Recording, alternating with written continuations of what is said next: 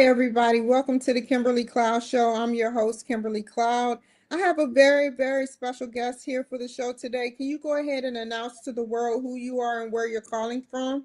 You bet, Kimberly. Well, I'm in negative 15-degree Wisconsin today, Wow. so I'm Wow. freezing, hence the turtleneck, a cashmere turtleneck. But I'm calling in. I'm Chris Carter. I'm the chairman, CEO of the Carter Group, which is Approyo, MugatuAI, Charging Bunny, and the Carter Motorsports team, and our newest endeavor, Carter's Pub. So that's who I am. Okay, and can we dig into your past leading up into your present of what you do, which is talk about AI, which I love and I'm a probe you for. Can we talk about your past though, leading up into what you do now? You got it, Kimberly. So I started my career as a college kid at Georgia Tech in Atlanta. Huge fan of technology, all in general. And I started working on computers, the old Apple IIe back in the day, and just started my career from there. Yeah, I used to have the old big floppies back in the day that we used to have. And actually, the university used to give us one. Every beginning of the year, everybody would get an old floppy for the systems that we had. Now tell me, how has the floppy disk is there still like a mini floppy disk in our computers or has it like changed? So you mean like Is this there like little this little teeny tiny floppies? yes, yeah. Oh Yes, yeah. we still have Sure. those out there. So those are still being used by. I can actually put those in my computer here, and I'm running a Mac with multiple systems on me. You can still use them. You can use USB drives. A lot of people just use the cloud now. Try to lock it down and everything. But that's where I started. The big old floppies to the littles to the cloud. Tell me for the audience that don't know, what is it that the like, can you tell me what the cloud is and what it represents and what it does? Sure. So what it is literally hundreds of computers, so compute modules, all bundled together in one repository to be able to be shared and split between multiple people and multiple files. So that's what it is. What does it do? It gives you a place so you don't have to have it on your laptop or in disks, or back in the day, we used to have punch cards. I'm 55, so I still remember the old punch card system. And we'd have trays and trays and rooms and rooms. We used to have rooms as big as this one with just a computer in it with less memory on there than what's on this chip that I just pulled out of my. I pulled this out of my one of my cameras for my daughter, and it's crazy. And what it does now is it literally will store anything and everything and compute super fast based upon certain parameters that individuals can use to run companies or to run systems or to store all their pictures like I have behind me, or any of those types of, or all of your songs on an iPod, and go from there. So what is it that you have been doing now? You can explain it. Yeah. So currently I am all in on AI. I actually wrote another book.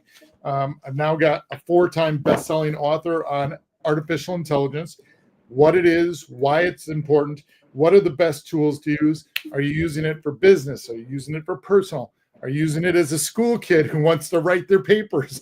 Are you using it as an adult who's trying to figure out what can I do? How can I do things?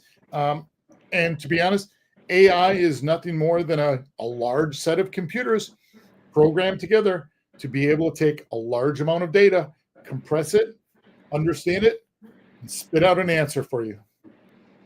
So all those questions that you just asked in the segment that you just said, can you answer them, meaning just say what they mean? Like Sure. the questions. Sure. So you can take a question. So let's say, Kimberly, you are typing a letter to me just to thank me for being on the show. You can literally go into AI and say, please create a thank you letter to Chris Carter of Approyo for being a guest on my show today. And it will come up with one. Now, if you use a thing called Chat Hub instead of Chat GPT, Chat Hub allows you to have 8 different variations of AI going at the same time. You ask it once, all 8 will come up with a thank you letter. And you can pick one of those and then you can proofread it. And it's done literally in seconds. And it could be, you could say, I would want 100 words, or I want 200 words. I want a graphic with it, or I want a full color photo with it. You can ask those tools that specifically, and it will come up with those graphics, those verbiage, and really be right there for you. You know, I have a question for you. Yes, This ma'am. is an off the wall question, but it has something to do with AI. So I was saying to myself, a heartbeat. The first thing we hear is a heartbeat as a child because we're in our mother's womb. So why not get a business with the mothers, or like make a business where we create a storyline, or we make a heartbeat, or not make, but we record a heartbeat of a grandmother and let our child as a baby hear that heartbeat, and maybe one day AI catching up with it can maybe do something with seeing, well, maybe that heartbeat can tell us something, whether like the age that she may was going to pass away or something of that nature, just like they can find if a mole has cancer, or Yes. stuff like that. What do you think?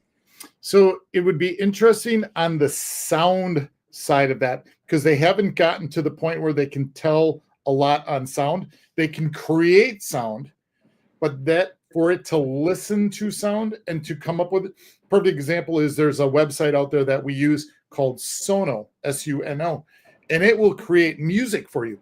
So you can literally have all different types of songs and genres.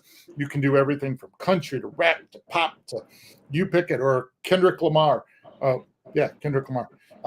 All those things. You can pick the type and variation, put in some parameters like I wanted to talk about Kimberly Cloud, and it would come up with a song about you or for you and how you in that activity. But for it to listen to that heartbeat or that sound and then come up with one, because it doesn't have any parameters in it yet, it would make it difficult on it. But that's a pretty good idea to come up with for the future, because they can come up with sonographs, and they can come up with CAT scans and those things. And AI can read because of the magnetic field that's in there and the vision that's in there. And if it sees anomalies, it can actually tell you if you've got cancer or not. There's a couple of companies that I've been interviewing and having conversations with from an AI perspective, and it's really cool on that regard. Yeah, and AI, I was talking to a guy called Guy Morris. I interviewed him, and he was telling me how the robots that are coming out, they actually have a robot that, well, they have robots that basically, if you get one, they can actually put some type of virus in it that's undetectable, that will cause them to act out. And what I believe is, it takes a virus for a computer or software to act out. It takes a virus, and I believe that we're going in the right direction with AI.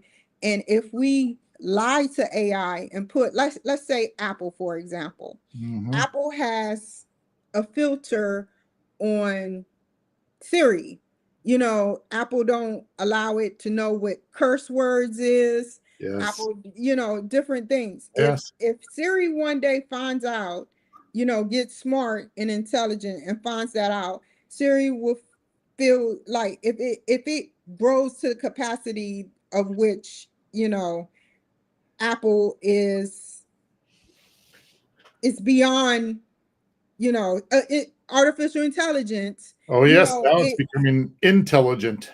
Yeah, it will be mad. It will have feelings. It will actually have feelings. And we don't want it to reach that point where it feel betrayed or or anything. And, one day AI will have feelings, because Great. that's just because you have to think, the AI, it's hard to explain. AI is like, it has everything, the basic stuff we know, plus more, Great. and it can grasp, like, for instance, it's learning everything that we know. It's learning what What's I know. learning? Yes. I looked up Grok. I look up Grok on Twitter, Yes. and Oh, Grok yes. can answer anything for me. And it actually talks like it has a personality Yes. and Yes. not an attitude, but a good attitude type Yes. thing. So what is your thoughts on that? So I think that AI has grown so much in just the 2 years that ChatGPT has come out and people are using it. I always tell individuals and organizations, no matter who I work with or who I speak with around the globe, if you want it to have, if you want it to be smart, and I'm using the bunny ears, smart for what you want and what you need, don't let it boil everything out in the Google sphere.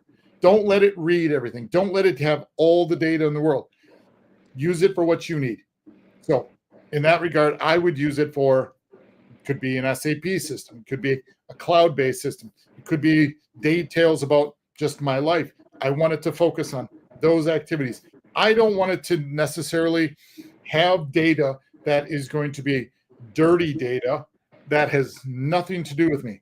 If it's bringing in information from outside that has nothing to do with me or the companies that I work with in any way, shape, or form, then it's going to give me anomalies and it's going to give me bad data. And I don't want bad data.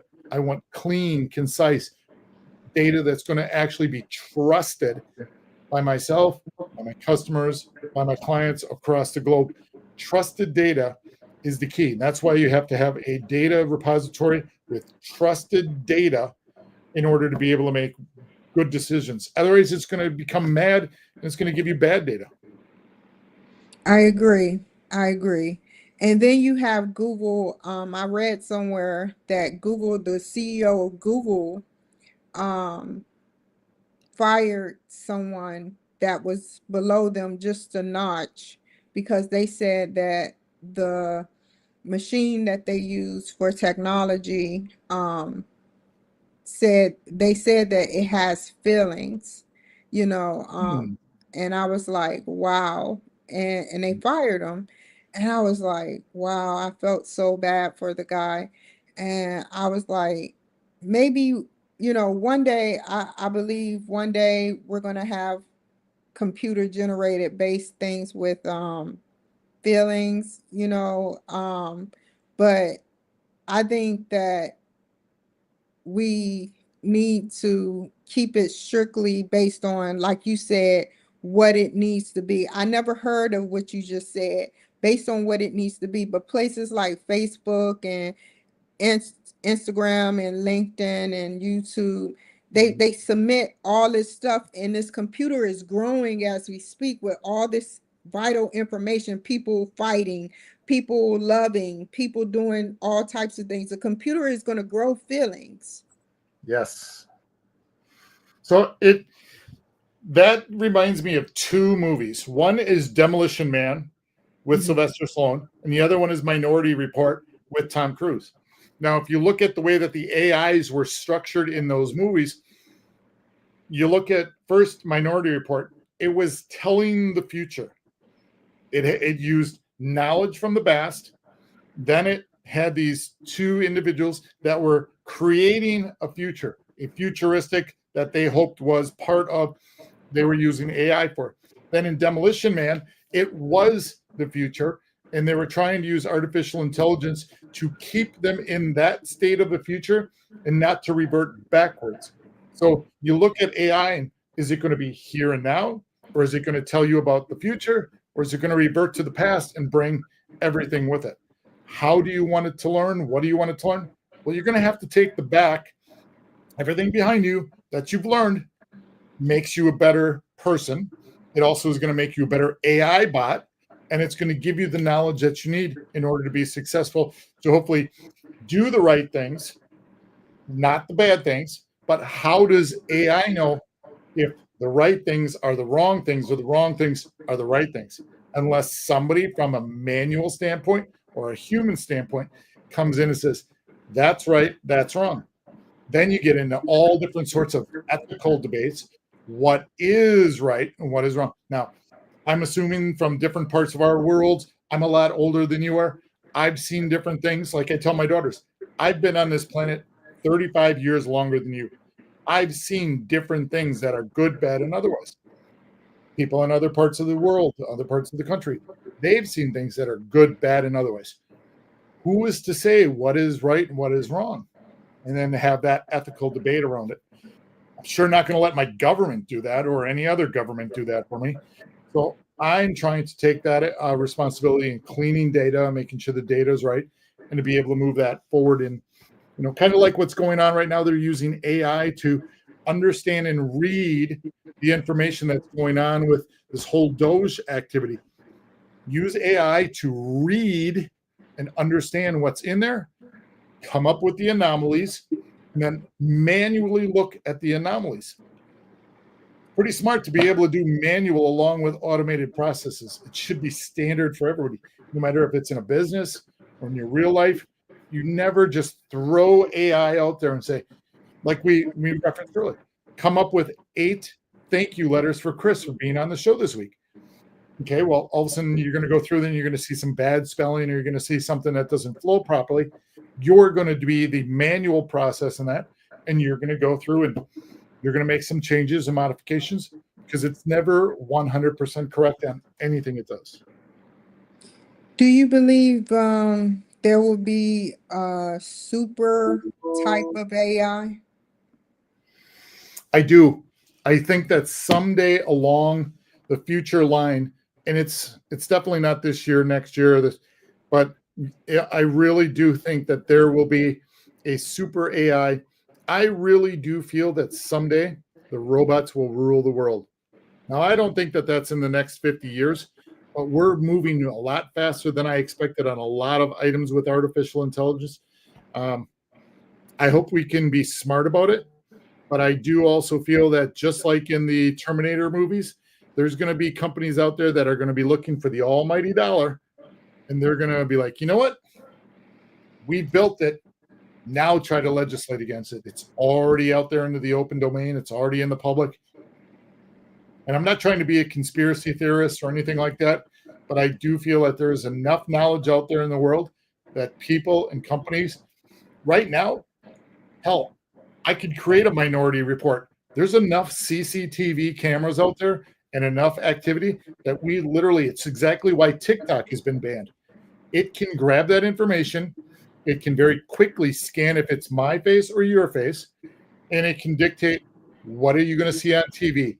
What are you going to see when you walk through the malls? Because a lot of those shopping malls and LED displays, those are all LEDs now.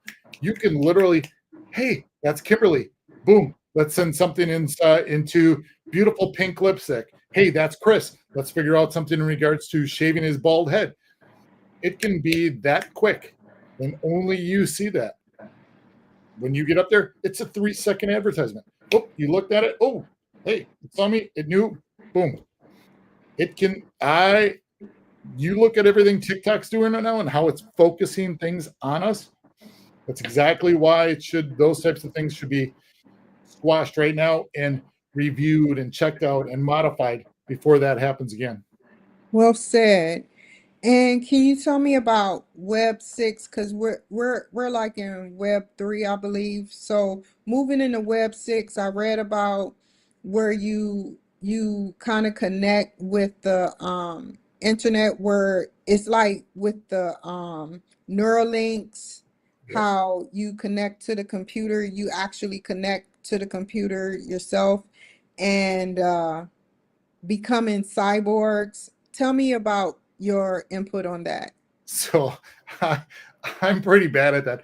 I'm actually one of the people that asked to be part of the Neuralink program with Me too. people wanted to chip but they're doing it with people that have Parkinson's diseases and other illnesses, which I think is great. Do that first. But I literally wanted to have that thing embedded in my head, and I wanted to be able to give them real-time data, and I wanted to see where it would go. I thought there would be. I'm one of the first people with Google Glasses back when they came out. I had the little glass with the little chip, and as a matter of fact, I still have them somewhere. I can plug them into my Gmail account, and I could get my activities going. It's pretty cool. But is that going to happen? I really think that that's going to go forward. They've already had some success. They're starting to see how it programs. You're starting to see it now with artificial limbs, with people that are getting mechanical limbs, that are being able to think about moving and closing their hands, about using a spoon or a fork. And I love that activity. It's got to progress. It's got to keep going forward, which everything that we do, everything moves forward. But it's come a long way, and I cannot wait to see that happen as well. Yeah, he said something about he can do stuff for people with mental health issues in the future and people with other issues, and he wants to get it where you can be like superpowers. It's like superpowers. And I believe in my heart, I believe that Elon Musk probably, it could be no, but I believe that he probably got it done himself, who knows? And it succeeded, so he want to give it to the rest of the population, And I think that this is a great idea for the people to help with paralysis and all that great stuff, Yes, because I agree.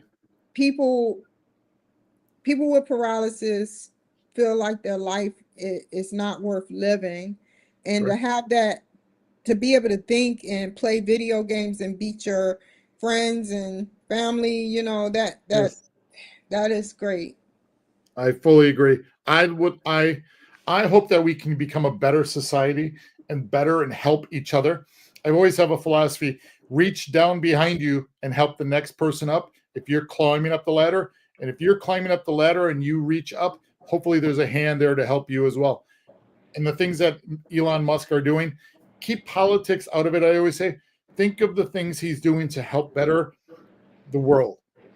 The boring companies, Twitter, sure, that's pretty cool. Tesla, you've got SpaceX. He's going up there to save our astronauts. He's literally he volunteered his company to save other humans. How awesome is that? And then the technology that's all wrapped behind that. And now they're going to be doing a tunnel in Dubai that's going to be going across Europe. They've got the tunnel in LA. They got the tunnel in Las Vegas and other. Think of how that's going to help us as humans with transportation. I don't know about the Mars thing. I'll be passed away by that time. I would love to go up there. I think it would be cool to fly around the Earth a couple times. And I think that might be something that's necessary.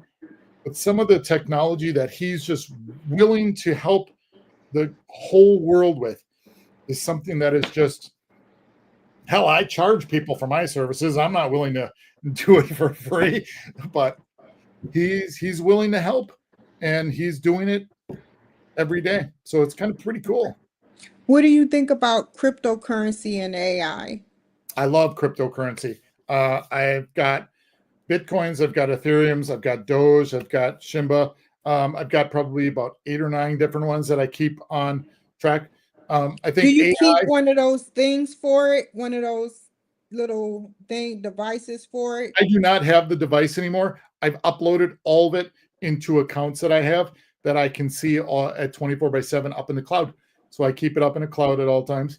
My passkey regenerates every day. So I get a new passkey that is taken and put into my system, and I go from there. I love it. I think that the activities around cryptocurrency, yes, we're on the gold standard, and the gold standard has been there for many, many, many, many years. But eventually we're going to run out of gold. Technology, we're constantly regenerating. We're constantly creating Bitcoins. We're constantly mining, utilizing the benefits of it. I think that the only problem that I see with that type of thing is if it becomes a centralized financial system where you've got the departments going out there, you've got Jerome Powell's and such and the treasurers. If they're tracking it like they do in China, they know exactly how much you have in your wallet at all times because it's their wallets. They allow their people to have those wallets. If all of a sudden I got to put everything that I have into one wallet that the federal government can see how much I have at any given time or what I spend it on, that I'm not a big fan of. What I spend my funds on, how I save my funds, how I store my funds, where I fund, that should be all on me, not a government entity. Cyber terrorism. We almost running out of time. Let me get this question real quick. Yes. Somebody said, hello, chat and streamer. My name is, I don't know the name for short, Sayed Savayet. Right. I am 21 years old and I'm studying the 3rd year programmer. I am a Russian city of, I don't know that word, which is not far from St. Petersburg. I wish you a good stream and have a good time. Found the stream on recommendations of Twitch. Okay, cyber terrorism. About that, what is your input about the way they store, the government store, like, is slow on catching cyber terrorism? Should we upgrade our systems? So the first thing is the federal government has got old, antiquated, green screen, COBOL-based systems that they're using yet. Absolutely. The reason Elon Musk and his team has found all these 150-year-old people still getting Social Security is because COBOL doesn't transition numbers from 1985 to 2025. If it goes 1785, 1885, 1985, 2020, 25, there's a transition piece there, and COBOL doesn't understand that. Their systems are so old, Kimberly, it's incredible. That's why there are 600 people working in the caves at Iron Mountain on just the retirement of federal employees alone. It's that bad. It's horrible. They've got to upgrade their systems immediately. They've got to understand they are so far behind. That's why they're getting hacked. That's why they're also losing money. It's brutal. Secondarily, I think that they need to start utilizing companies like ours and others who stay ahead of the cyber criminals. We're constantly working. Hell, I've got friends who are literally on the dark web that I know that they're out there. We talk about it. I have conversations. Great guys, but they're not doing illegal stuff. But we all know who are the illegal. There's illegal chats in there. I don't go into them. I'm scared of them. I don't want them to find out where my monies are and everything. But I know what they're doing and I know where they are. Now, do the feds know? Yes, for the most part, they do. Do they track them? They try. They're not very good at it. They're not really. The cybersecurity team at in Washington, they've got some really good people there, but they're not like us out in the real world. We care about certain activities and we know how to attack certain activities, to protect certain activities, and to stay away from them. Sometimes they have a problem with that, and especially when you transition White Houses, sometimes there's problems with that as well. So I think we need to keep working very, very well. We need to really work on getting new systems in place that are secure. Stop allowing foreign countries to provide infrastructure, hardware, chips, software, and being anywhere near us. I almost sound like I'm a nationalist, but at that point, you do need to become a nationalist, because if anybody's got any type of illegal software inside that hardware or in that chip, it opens it up. And then you've got to protect yourself from all those openings on there. Last question, in under 30 seconds, what is your input on the bird flu going around? Like, the birds, I read about it, that the birds eat, the main thing that they eat is corn. Mhm. So I'm like, well, the crops get picked, and I don't want to say no more, but the crops get picked, and this is going on the West Coast. Mhm. And I'm like, what is going on with that? I'm just scared. I don't even want to eat no eggs because I'm scared. Well, the one thing that I can say from a standpoint of knowledge is we put too many chemicals on everything. That's why I'm really glad Robert F. Kennedy Jr. is inside there. Exactly. Get rid of some of the chemicals. Get rid of chemicals. You put so much chemicals on just corn alone, so birds don't try to eat them and steal it from the. We get it, but at the end of the day, get rid of the chemicals. Look at what Europe has done. Europe has banned. When I go to Europe, my orange Fanta that I drink when I'm in Europe, coffee and orange Fanta, is a different color because they're not allowed to use certain dyes and colors that are in those chemicals. A lot of their food, their burgers are different. If you taste a burger in Europe compared to the United States, if you taste certain French fries, completely different taste. If you go to a McDonald's in Belgium compared to a McDonald's here, completely different French fry because of the way that they have so many chemicals protecting those potatoes. Get rid of the chemicals, be more health conscious, try to eat better. And if you don't have chemicals, you're going to live and be better and stronger and healthier as a human being. How can the people reach you, Mr. Carter? Reach me at my office. I've got AppRoyo, APPROYO.com or MugatuAI.com. Feel free to reach out to me anytime. Look at me on LinkedIn. Look at me on Twitter. I'm on all the socials. And I love talking with people because as an executive, I'm traveling the globe. I'm talking about my books all the time. And I look forward to it, Kimberly. It's always great to see you, of course. Thank you so much for being on my show. Stay on the line. Thank you, everybody, for joining my show. You take care, be safe, and I'll see y'all next time. Bye. Peace. Never waste my time. You are out.